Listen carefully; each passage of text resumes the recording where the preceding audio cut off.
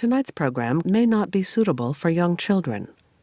Viewer discretion is advised.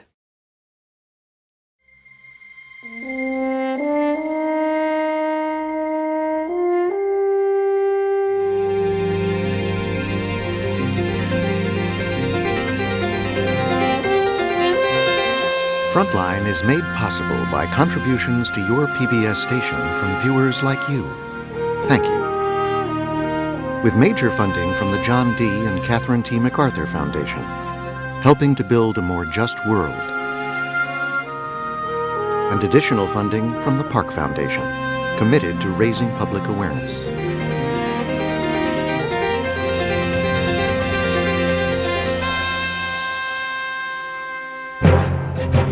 They are the first generation to come of age on the internet. You need to have the internet on to talk to your friends because everybody uses it. It's just addicting. I can go on for hours. They've created their own virtual society. When I'm online posting things, I'm completely 100% me. I had a whole different persona online. I was only 14. I looked like I was 18. It's a world largely hidden from parents and teachers. You can be more crazy online because there's no one watching to see what you're actually doing. In general, it's pretty bad. Like if I were a parent and I saw half the things, I would cry, I think. My son had these online relationships that were completely invisible to me. Is a predator looking for your child? But while we struggle to keep up, have we allowed our fears for their safety to run wild? They don't realize that when they're sharing on that keyboard, it's like, let them on in, baby. It's not going to go away. It's not a passing fad. And nobody's really in charge. Tonight, Frontline takes a peek inside the very public, private lives of kids growing up online.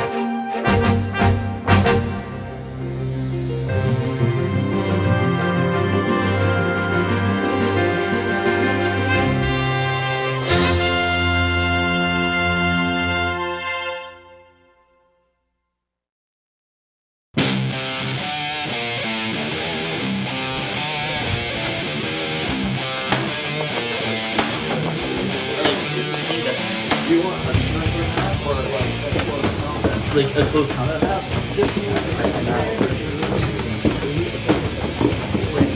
Who's mouse? You'll laugh when you get dominated in the face by it. Well, they wanted to be funny. Why'd you turn the firewall on? Between your computer plug-in. Are we turning on? Yeah, turn on. Ah! Oh, yeah. It's Friday night, and 6 friends are having a party. I might as well just like...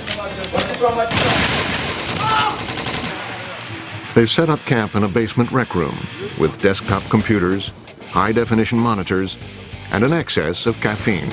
Oh, good ride. No! Within minutes, they're locked in battle. Enemy down! There you go. There you go. Die. Oh, man. Across town at a local community center, another party is getting started.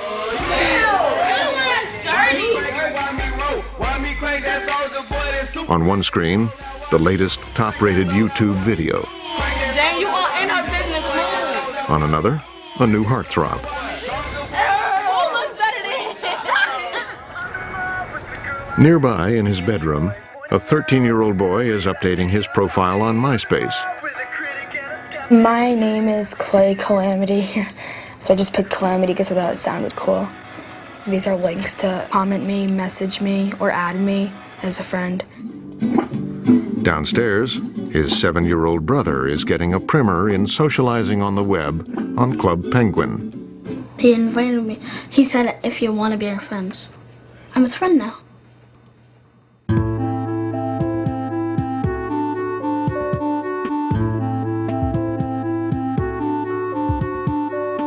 This is Morris County, New Jersey, but it could be anywhere in America. Here, like in the rest of the country, some 90% of teenagers are online, a number that's still growing. My mom is not home. It's 3 in the morning and I can be as loud as I want, so that's what we're gonna do. For teenagers, the internet is an outlet for self-expression. Hey guys, what's up? It's me, Josh. A place to complain about adults. My parents, aka the parental unit. Yeah. and a means to connect with each other. My name is Lorenzo, and I want to be your friend. This is the first generation to come of age immersed in a virtual world, outside the reach of their parents. It's really hard to control what our kids are doing online. What we have here is kind of the new Wild West. Nobody's really in charge. Keep it on. It's just this huge shift in which the internet and the digital world was something that belonged to adults, and now it's something that really is the province of teenagers. So there's a proliferation of pictures and videos and them living their lives, in essence, online. This is a generation that sees online not as a separate place you go, but as just a sort of continuation of their existence. It's socialization, it's learning about life. If I were to disconnect now, I'd probably sit in this chair for the rest of the night. I wouldn't know what to do with myself. You need to have the internet on to talk to your friends because everybody uses it. It's like a currency. If you don't use it, you're going to be at the loss. I know, but just... It's a pain. It's a pain. Greg lives with his parents in Chatham, New Jersey. He relies on it so heavily. I mean, I don't even think he knows that he relies on it. It's just part of his persona. I can be in the same house. I'm at my desk downstairs, and Greg is doing homework upstairs. And I have a better chance of getting his attention by emailing him, because at least I know he'll see it. You go upstairs, and they're in tune to their machine, or they're talking to 25 people at once. So it's an intrusion if I go in there. You know, you go away on a vacation and they're texting all their friends. There's like no break. I never use it. They're unwilling to be out of the loop for more than, an hour. Okay, Mom. When I send you a text, go to messages, inbox, okay. Which thing do I press to get the message? That's Mom. See if you can figure it out. You went to college. My parents, seems like they don't know how to work a printer. They don't know how to work the internet. They'll come up to me, they'll be like, I don't know how to get to my email. I'm like, well, Mom, that's not the email. That's Microsoft Word. Greg's father tried using AOL parental controls to monitor Greg's internet use.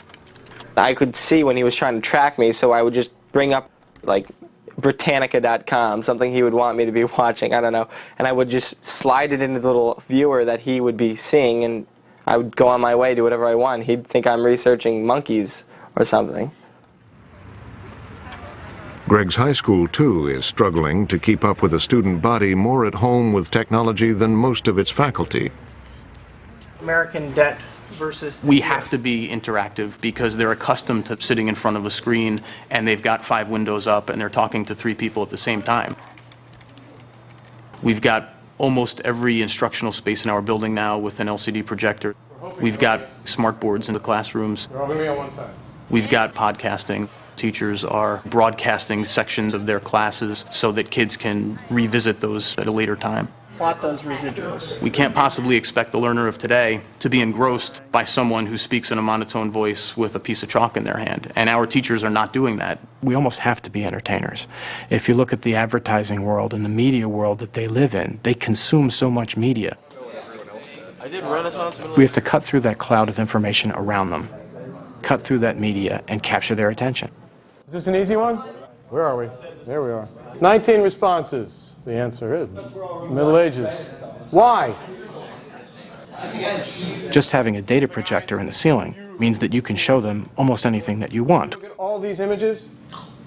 See, these take place at different times. To walk into a classroom that doesn't have any of that media must be like walking into a desert. One more, I want to take you one step further. Technology on the whole has made me feel like a bit of a dinosaur. My colleagues tease me. What is there? There are times when my students know how to do things that I can't do technologically in the classroom, and I just let them take over, and they're naturals. James? Rose Porpora has been teaching English at Chatham for 3 decades. There are more students who struggle with the ability to focus than there were 30 years ago. On page 498. They are so overexposed to the quickness of things and the immediate responses. It's just all at their fingertips. So when you have to reverse that and have them be quiet and give answers and carve out meaning, I think it's difficult for a lot of students. I never read books, I'll be honest. I can't remember the last time I read a book. Nowadays, people are so busy that they need to get summaries of it, like SparkNotes. You can go on, it's a legitimate source. It pays enough attention to detail that you can get the assignment right. And you can read the whole book in a matter of pages. So I read all online. I've actually never read like Romeo and Juliet, so I read it yesterday in 5 minutes. I feel like I've kind of cheated it. I kind of feel like I owe it to myself to read some of these books, but I just know I don't have time. I mean, if there were 27 hours in a day, I'd read Hamlet. I really would, but it's only 24. There's a rule here at the high school that they're not supposed to use SparkNotes or any other kind of study guide for an assigned reading. I guarantee if you ask 10 kids if they read books, 8 of them will say they SparkNote it. And the other 2 probably don't even read. I don't even know. Everyone SparkNotes. Some of Chatham's teachers have tried to control cheating by having students complete their writing assignments in the classroom, where they can't go online and borrow from other sources. For certain assignments, students have to submit their papers to an online service called turnitin.com, which searches the web for familiar words and phrases, alerting teachers to any instances of plagiarism. But not all of Chatham's faculty think the old rules can apply anymore. The answer was Renaissance? Renaissance, yes. You take it as a given that they're going to take stuff from SparkNotes and from other sources like that. The question is how we react to that. And we can react and say, okay, this is something that we have to fight against. The other way to react to it is accept it as a reality and say that that's how the outside world works. Yeah. If I can find someone who's working in advertising and who knows how to push a product and they can collect information from other sources and borrow and steal and put it together and reshape it, isn't that a skill that I want them to have? Yes, that's right. Are you saying cheating is okay? I'm not saying that cheating is okay. I'm saying that cheating is something you have to look at closer to say what is cheating and what's not cheating. Why does she create such polar opposites? Salty? I feel as though I'm fighting a good fight. I'm trying to hang on to what I think is the most important part of what I do. Who's next? But my time is over. This is too much for me. It's not the educational arena that I entered into. Okay, tomorrow's linking verb quiz. Okay. When school lets out, kids flock to their phones or laptops to log on to social networking sites, electronic hangouts, which have largely replaced real ones. The 2 most popular, MySpace and Facebook, have over 160 million members combined. I know, exactly. Pretty much everyone has one. It's like a section of the internet that is your own. Like, you can make it your personality exactly. Like, everyone has a MySpace. You can find the geeks, the nerds, the popular people, just all sorts of people.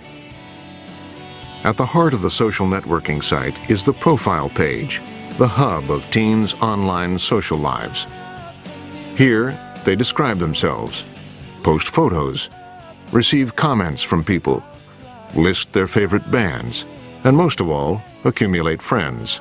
If I get on it, I won't get off till my mom tells me to get off. I have to stay on MySpace. Like, you just message your friends and leave comments and picture comments, take pictures, like pretty pictures, and you put it on MySpace, and people comment it. And MySpace is addicting. Yeah, it is. It'll tell you who's in a relationship, who's not in a relationship, when someone breaks up or when someone gets together. On MySpace and Facebook, kids vie for who can collect the most online friends. There was a competition to who could have friends, most friends. Yeah, that was the big thing at first. That was huge. At first, yeah. But now I have 2,000, blah, blah, Yeah. blah. And like most of them you don't even know. You don't if you know, have you just add 2,000. Because you have to admit, you really only know about 200 people. Like, you actually met them in person, you know stuff about them. You're only best friends with like 50 people. And having 2,000 friends, you're like, oh, she's a fake, or he's a fake. Oh my God! Social networking sites are also increasingly the place where kids hash out their conflicts. At Morristown High School in the fall of 2006, 2 groups of girls began trading insults on MySpace. Oh, I like this song, yo. We would leave comments on their pages and leave messages to them, just talking junk, and we just picked a big fight for no reason over MySpace. The whole, like, verbal fighting was all on MySpace, never in front of, like, you know, never in school, always on MySpace. Like, they would never confront us about anything. They kept on and kept on and kept on, and they would not stop. I had left a comment on one of my friends' page talking about me, so I got real mad. So I was just like, okay, you talking all this junk about me, and you can't say it to my face, I'm right here. And so she got up and we started fighting. These two girls just went at it, you know, they were just like beating each other up. Yeah, chairs and being thrown. Security guards, and then kids just busted out their phones and were videotaping this thing, you know, why not? Get some cool memory of it. And someone posted on YouTube. Yeah, it's a pretty good video.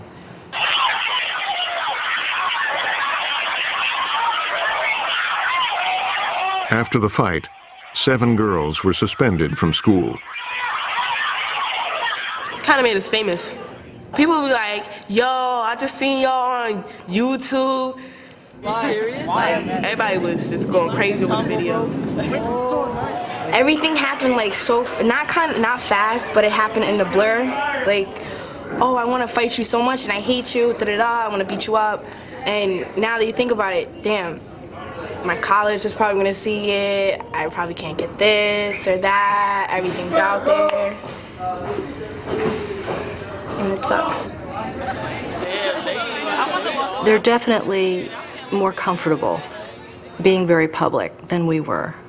Discretion, privacy almost seem like a thing of the past. What time's the game? I think what we take so seriously, they take much less seriously. I've had like relationships with guys online, but like in school or in public, we're not actually friends. Like we're friends, but it's not like, oh, like, yo, come over to my house tonight. It's all online. My code of guidance. Before she started going online, Sarah was more reserved. Like once I was talking to my friend and he was like, send me a picture. I was like, I don't want to send my like a naked picture of myself because I'm not comfortable with like my naked body. He's like, fine, send it with like minimal clothing on and I'll send you one of me.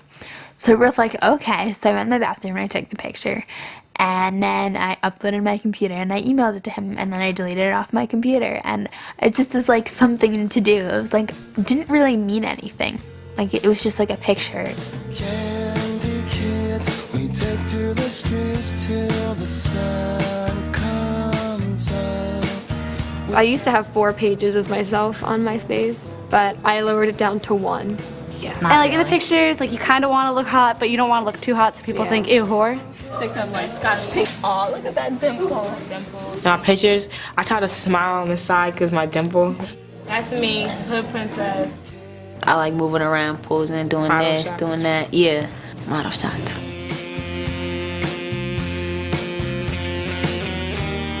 In a way, the social networking sites are this digital representation of what we think of as adolescence. So what teens are doing is going around and trying on these different identities. I'm a goth, or I'm a punk rocker, I'm a surfer, or I'm this or that. And the internet's allowed them to display that identity in a very dramatic and very succinct way.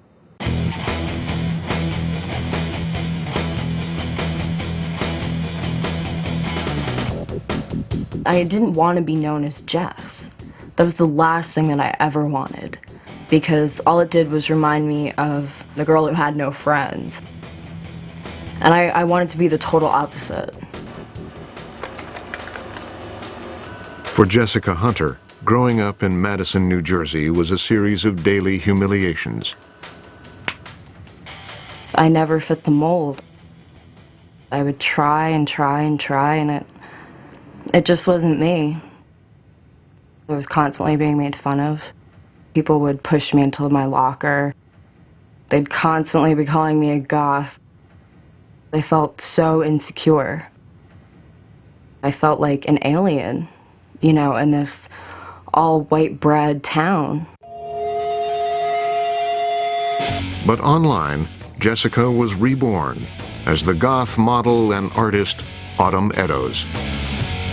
Email address, profiles, everything.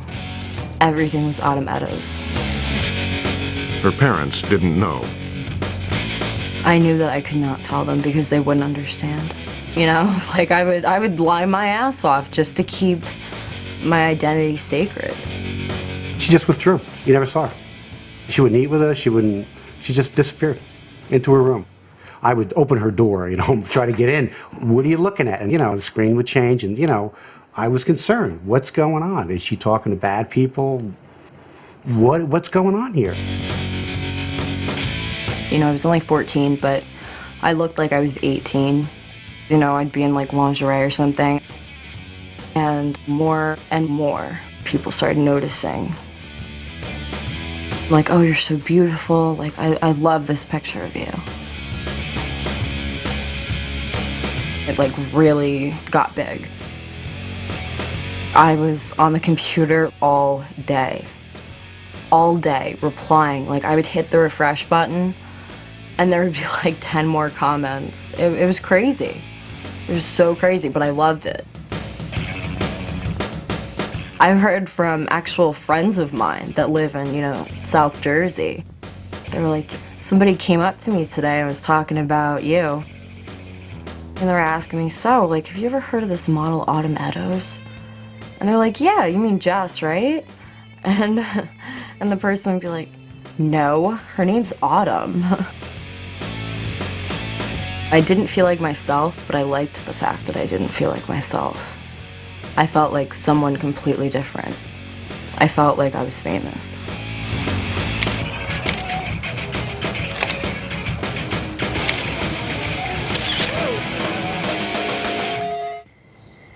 I get a phone call, and the principal says one of the parents had seen disturbing photographs and material. Mostly it was the photographs of Jessica, and they were considered to be pornographic as far as she was concerned.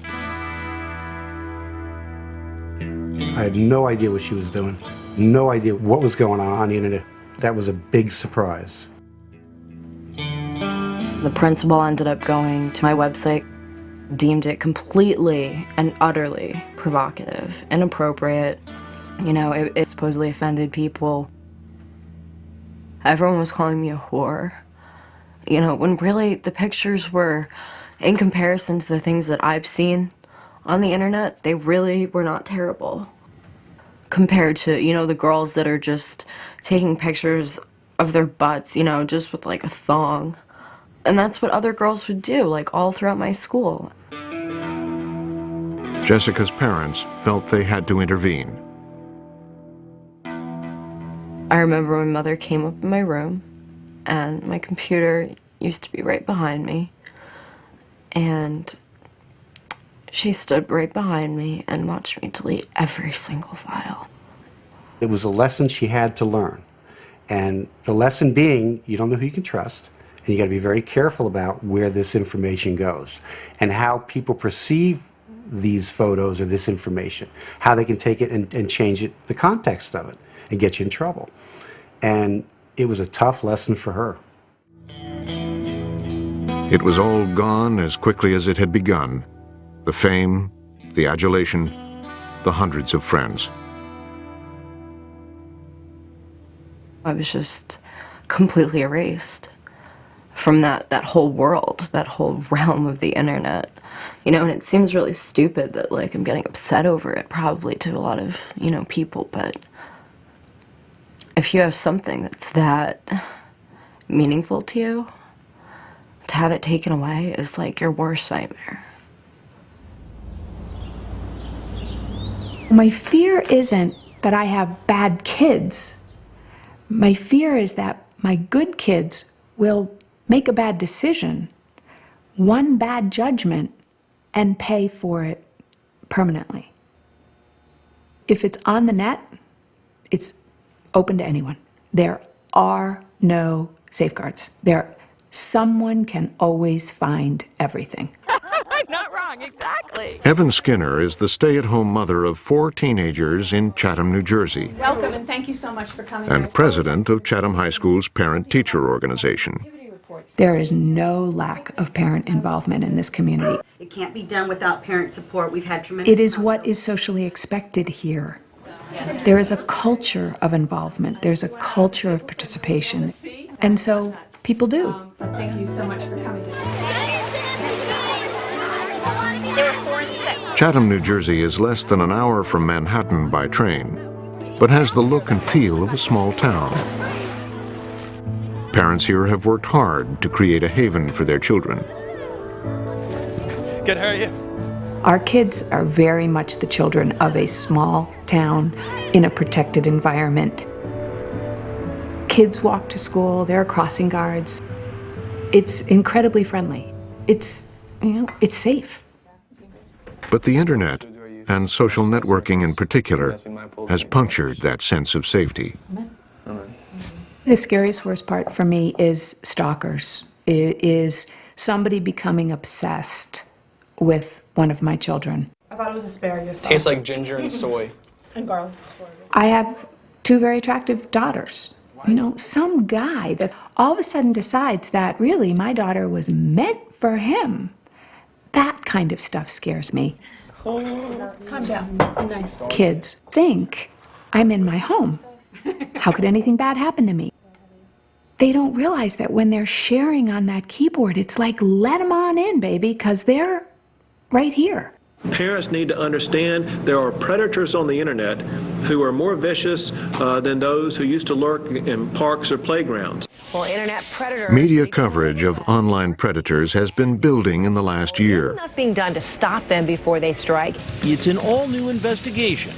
Oh boy. Oh boy. Tonight on To Catch a Predator. Congress has held hearings to address the question of predators' access to sites like MySpace and Facebook. The boogeyman is real, and he lives on the net. He lived in my computer, and he lives in yours. He's at home with your children. My mom calls it being an informed parent. She watches Dr. Phil. She reads about all of the crime that happens, like the date rape or anything, something like that that occurs from the internet, like meeting people on the internet. So she's always been very cautious like that, but it's becoming sort of overbearing. She just has a really tough time getting past that. Did you find your class schedule, honey? No, I was going to check that. Is that what you're doing now? I'm talking to Jeff. Oh. As a way to keep tabs on her kids' internet activity, Evan has stationed the one family computer in the kitchen, where she can keep an eye on it. I don't know. But she says she still gets shut out. If the kids are on Facebook and I'm making dinner or something, they're edgy. I mean, there are times when I will close the refrigerator door and move in this direction, boom! Screen goes black. Well, good evening, everyone. I'm Agent Bill Segaris, Computer Crime Unit. First of all, parents need to take control of that computer. You need to have passwords. Take control of it. Evan would like to get the passwords to her kids' Facebook accounts. I have an idea of how I can do that with my kids, where I will have them give me their passwords, but seal that envelope in some very safe way so that they know that I have not opened that password lightly, but that if they should get into any trouble, if they should disappear, if they should be abducted, that I would be able to break that seal and then get into that information. They asked me for the password and I said, no, sorry, you're not getting it. It's my Facebook. It's my business. I'm ignoring them, okay? Don't worry. I believe that my mom feels so strongly about how we appear on the internet that she would somehow try to get the passwords, that she would try to open the envelope or anything, because she does feel so strongly. Cam's sister Tori is just as reluctant to share her online life with her parents. Ashley, I'd rather not use our computer and just use it when I'm at my friend's house than have my mom go into my personal things in my private life and take charge of it. It's my own stuff. Kai said to get out of the picture. My parents, they don't understand that I've spent since second grade online, and that I know what to avoid, and I know pretty much what can happen. And I think sometimes they forget that because they didn't have they didn't grow up online. Some of the random screen name I M's you, it says hey, where do you live? I want to meet you. It's pretty obvious this person might be a predator. Hit that block button. If someone asks me where do you live, I'll delete them as a friend. Why do they want to know where I live at? I don't tell people where I live at. There has only been one major study of the threat of sexual predators online. Funded by the Department of Justice, The study confirmed what many kids have been saying all along, that most of them know to ignore unwanted solicitations they receive on the internet. You know, most kids, they're not looking for trouble. The vast majority are just socializing with their friends at school. And when these weird guys send them a message, they just delete them. The study reported that 1 in 7 kids said they had been sexually solicited online. But researchers found most of those solicitations were mild. Most of the sexual encounters, most of the sexual solicitations, they're not that big a deal when you actually look at them. Oh my God. Most of it is the 19-year-old saying to the 17-year-old, "Hey baby." Is that really the image that we come to when we think about sexual solicitations? No. And we have found kids who have engaged in risky behavior online. The fact is, they've engaged in a lot more risky behavior offline. Sexual predators are a risk, but all the cases, known cases of sexual exploitation involving social networks, have involved kids who have gone out looking for a meeting with somebody. They were not deceived. We need to start thinking about our kids less as victims and more as participants. All right, I'm texting Mike now. Real problems, real damage can result because of things that teenagers do to themselves and each other. And that's what we need to be thinking about.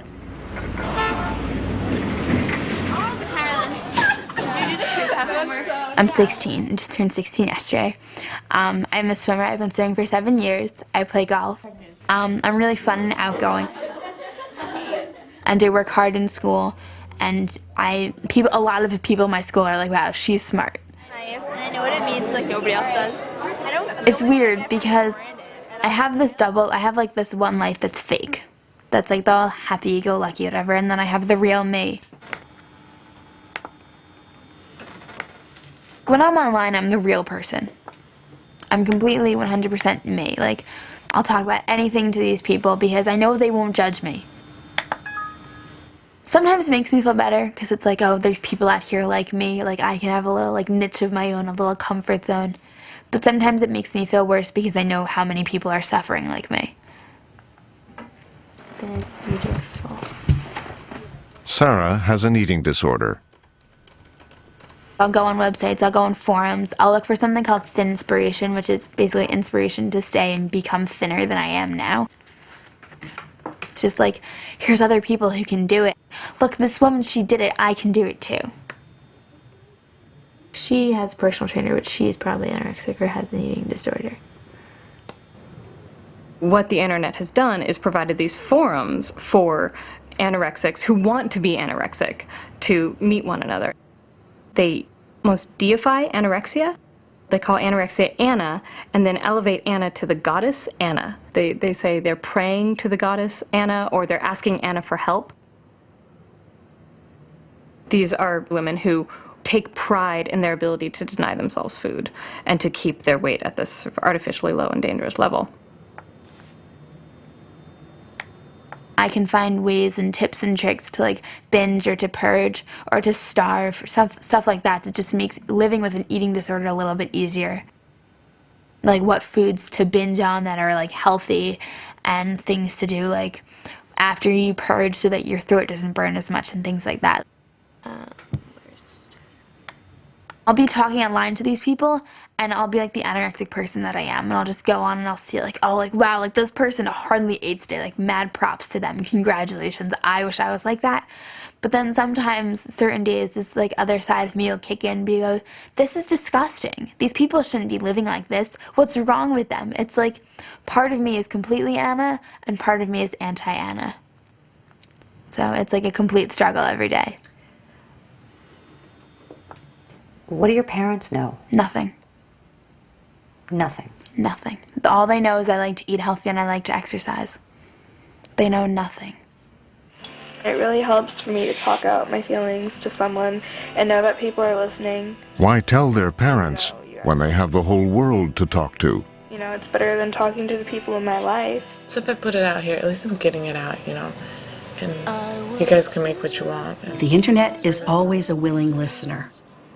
It's very seductive. And I thought I'd put my 2 cents in.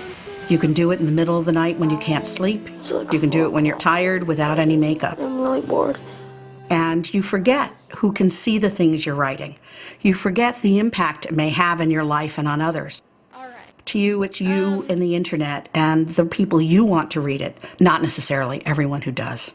It's like second nature for me. I go on YouTube and I When you combine those things with the immediacy and the power of the technology to allow them to act on impulse, that's when everybody gets into trouble.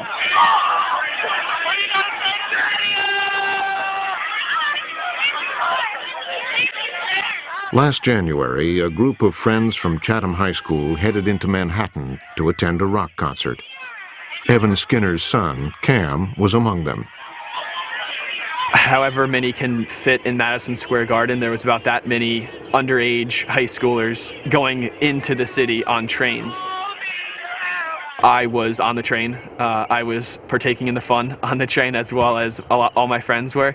And there was a ton of pictures taken. The next day, the kids posted the pictures and videos online. It didn't take long for Evan to hear about it. It was horrifying. Open, public drinking, vomiting, on the trains going in, on the trains going out. I'm talking about hundreds of kids, 3 emergency rooms around Madison Square Garden who had to close because they had so many kids. Madison Square Garden ran out of wheelchairs to take drunken and unconscious children out of that place. Stop being a bitch, get up! Well, I found out through one of the parents. And because I was the PTO president, I elected to share that information. I got a video! Put that on YouTube, I will! My mom decided that it was her duty, her civic duty, to send out an email to all the parents in the high school describing the events of the concert and the events on the train. So when parents are reading this, they read, your son and daughter, if they went to the concert, they were drinking, and there are graphic pictures of your sons and daughters on the internet, signed Evan Skinner. Well, my God, you cannot believe the response. I got emails from people I didn't know existed. About half of them were like, thank you, thank you, thank you. As a result of that email, I sat down with my child. I had no idea. He took me on Facebook and showed me pictures from the concert. It was absolutely appalling, blah, blah, blah, blah, blah. And about half were the full gamut of, who the hell do you think you are? You stay out of our lives. Thank you so much. 2, are you naive? And the kids were furious. What time did you get back? I flipped out when that happened. Wait, you ran down?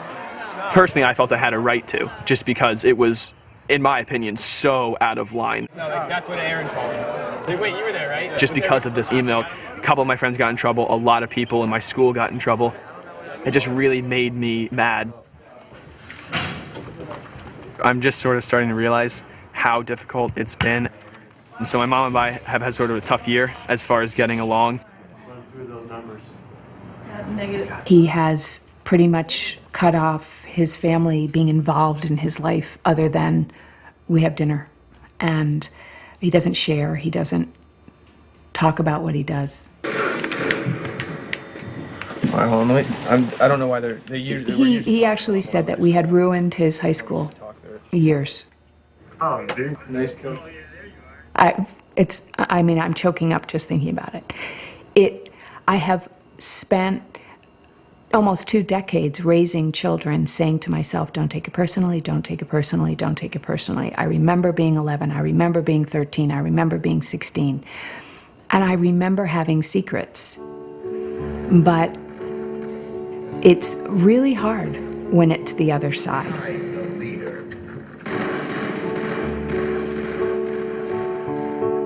It's been said that the internet has created the greatest generation gap since the advent of rock and roll. I wonder where they'll go next. I wonder what hangout they'll find where we aren't going to be watching, because they'll find it. And there are so many devices they can use to connect. There are so many hotspots and friends' houses and libraries and cafes, all these places where they can go online where we can't control them. I clearly made a mistake putting that computer in his room. I allowed the computer to become too much of his life. My son had these online relationships going on that were completely invisible to me. When Ryan Halligan was in 7th grade, he told his father he was being bullied and asked him to teach him how to fight. And right after Christmas, we got into a routine. We would go down into the basement after dinner and we'd put on the red boxing gloves. And we had this conversation one night. I said, now Ryan, you know how to fight. The last thing I want to see happen now is that you now start picking fights at school. Don't ever want to learn that you're now the bully. But I did say to him, I said, Ryan, if that kid or any of his friends ever lay a single finger on you, you've got my full permission to wail on them. After that, things got better. Ryan told his parents the bullying had stopped. But then, in October of 2003, he killed himself. All I kept asking myself was why? Why? I kept crying. Why, Ryan? Why did you do this?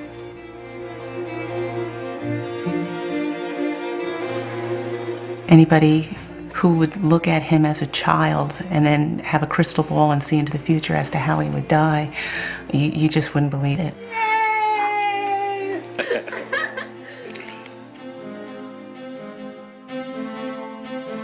Just days after Ryan's suicide, John turned on his son's computer, looking for answers.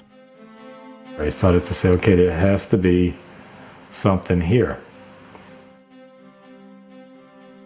At the time, I was concerned about what everybody was concerned about, predators and pedophiles, right? I mean, that was what the media was talking about. You heard the horror stories. I thought, let me go log on to his AOL account. Let me see if Ryan's friends will open up to me online.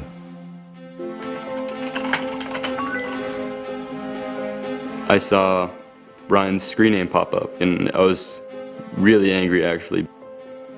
I thought someone was just playing a big joke, and to me, that was not funny at all. All these instant messages started popping up. Who are you? What are you doing? This isn't funny. Get off of Ryan's account.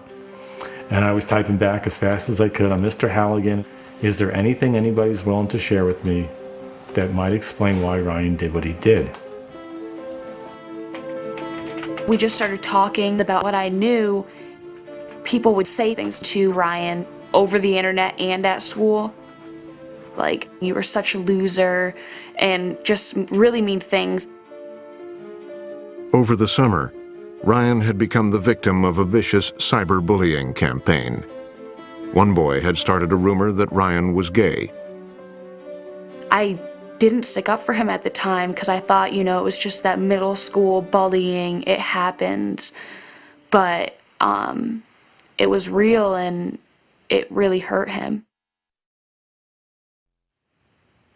Back in my day, if you're getting bullied, it ends at the schoolyard. You come home, then you have your safe haven. But not for Ryan. He came home and did what every other kid did. He went online, and then now the taunts got to continue at home as well.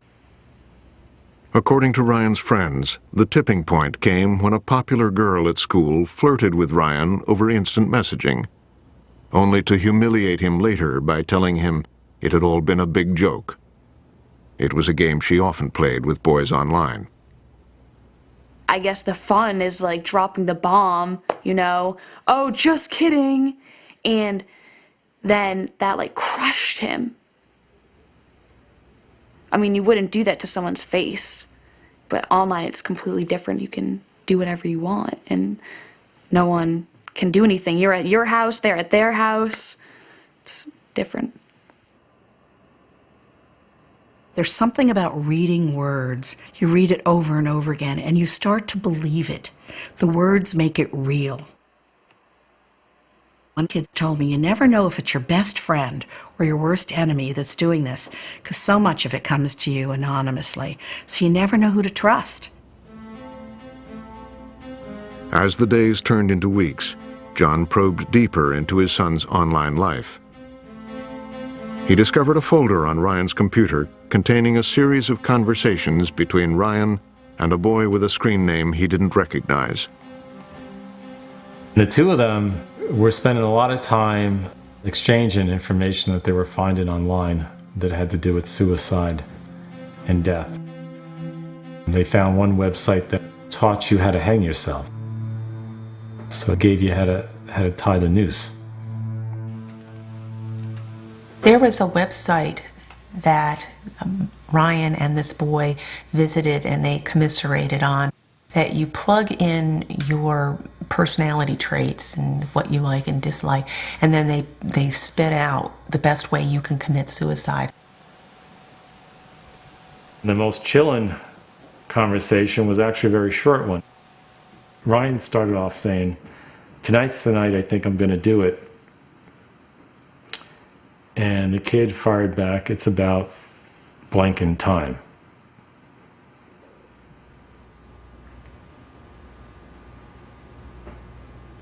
Two weeks later, in the early morning of October 7th, 2003, Ryan's sister found him hanging from a noose in his bathroom. In the weeks that followed, John felt compelled to track down the boy he thought might have been Ryan's co-conspirator. I approached him online with Ryan's ID, and I said, "I'm Ryan's dad."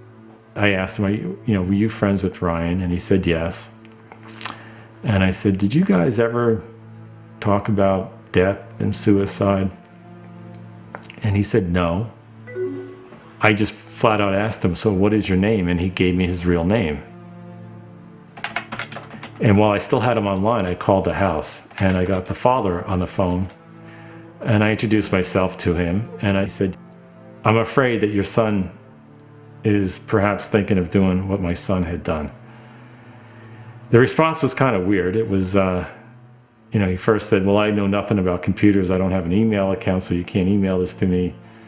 And I said, "Well, I'd like to get it to you somehow." And he said, "Well, I'll have my wife call you when she comes home from work." That evening went by, I never got a call. Another day went by, no call.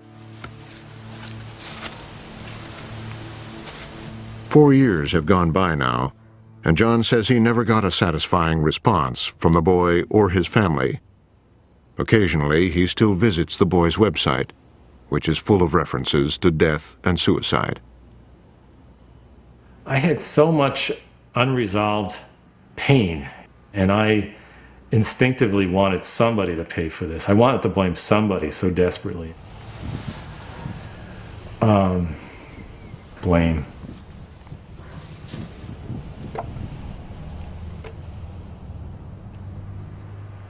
I feel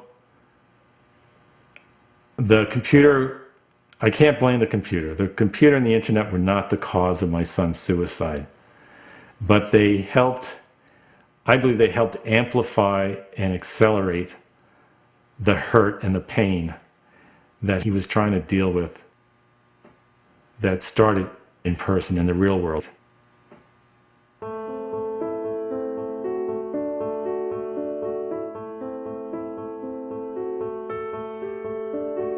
Across the country, cases of cyberbullying have been springing up more and more.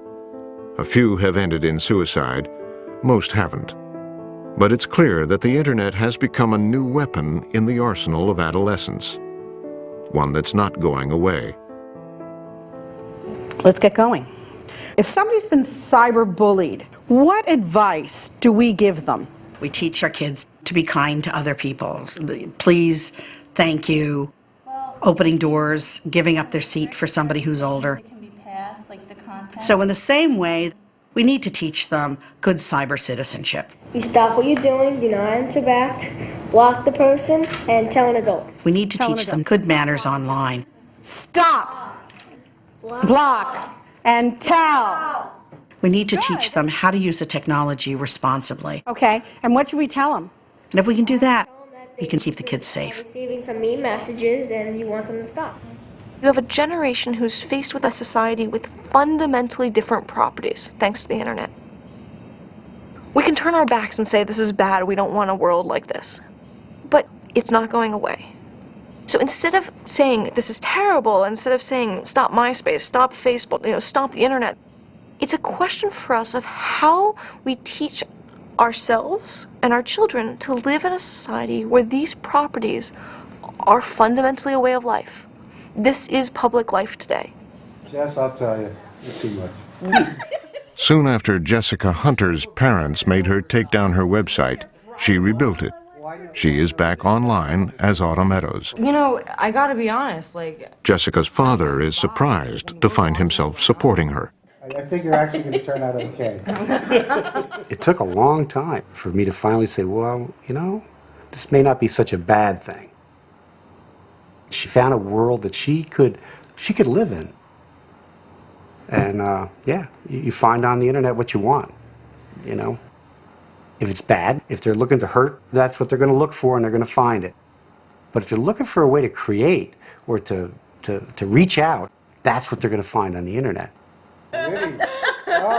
you know, maybe they don't always agree with it, but they do support me, most definitely. And I think that, to a degree, they're proud of me. You know I love you. You know, people say things about the internet and they talk about the danger. From where I stand, I'm glad it's there.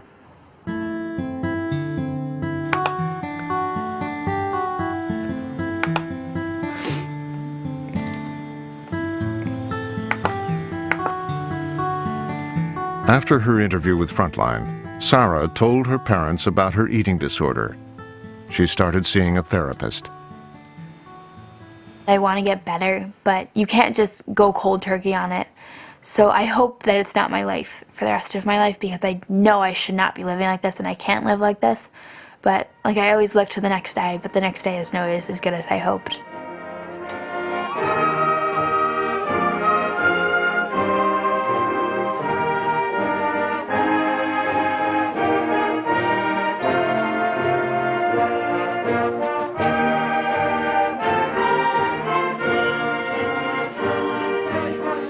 Last June, the class of 2007 graduated from Chatham High School.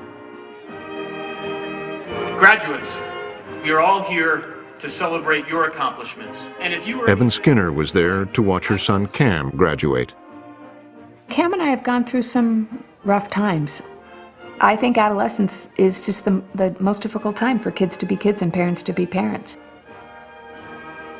I would say that the loss of open sharing and communication is the single most painful part of being a parent for me.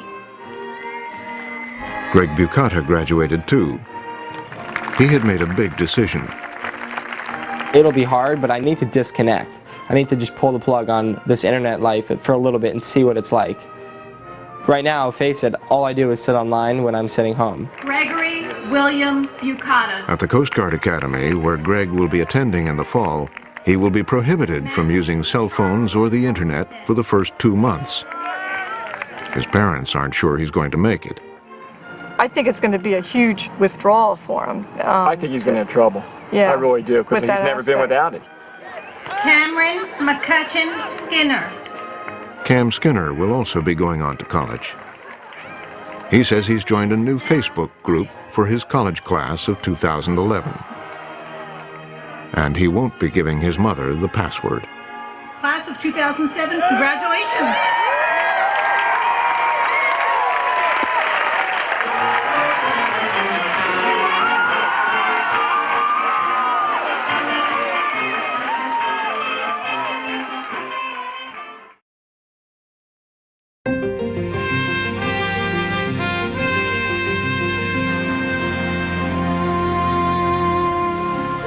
This report continues on our website, where you can watch the full program again online. Read extended interviews with teachers, What is cheating and what's not cheating? parents, Screen goes black. I was concerned. What's going on? and a researcher who's studying teenagers and the internet. The internet's allowed them to display that identity. Get updates on the kids featured in the program. No, I should not be living like this and I can't live like this. I would try and try and try, and it just wasn't me. Some background from the producers on reporting this story, and then join the discussion at pbs.org.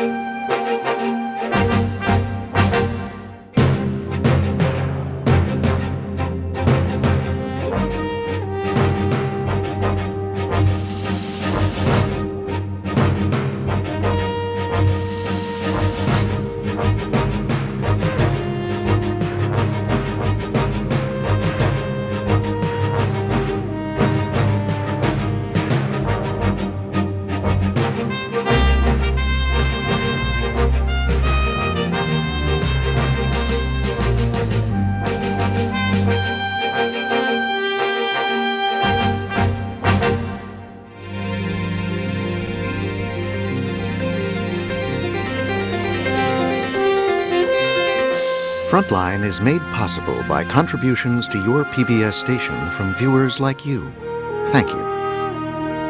With major funding from the John D. and Catherine T. MacArthur Foundation, helping to build a more just world. And additional funding from the Park Foundation.